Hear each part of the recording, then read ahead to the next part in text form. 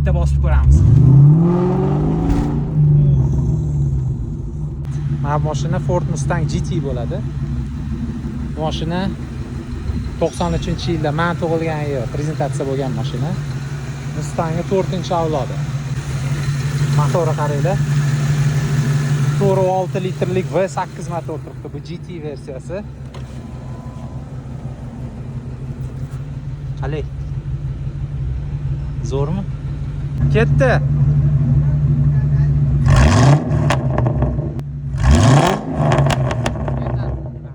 Mashinani bitta haydab ko'raylik.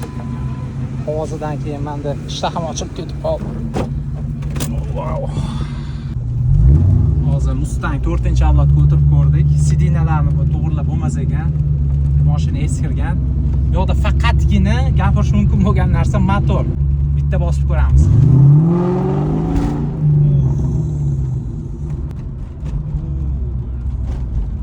Mashinada уже necha yil bo'lgan, tormoz qolmagan. Tormozni bosganingizdan foydasi yo'q. Undan ko'ra eshikni ochib oyog'imni chiqarib to'xtaganim yaxshi. Tormoz deyarli yo'q. Hop,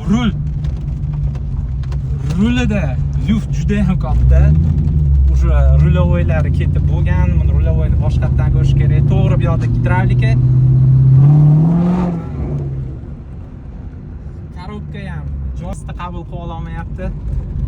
Bu yoqda qolgan narsa, faqat emotsiya beradigan narsa faqat ovoz. Mana. Bu yoqda ESP tizimi yo'q, mashinani orqasi ketib qolyapti, zanusga kirib ketyapti gazni bosganda, driftga kirib ketyapti. Mana shu drift qilsa yo'q, to'kilib tushsa kerak mashina. Ha, to'kilib tushmasa qo'ying. Ishqilib orqa driftga kirib ketyapti. Mana shunaqa mashina. Tormozidan ozgina ishlash kerak. Lekin ovoz, emotsiya, faqat ovozda emotsiya bor. Shu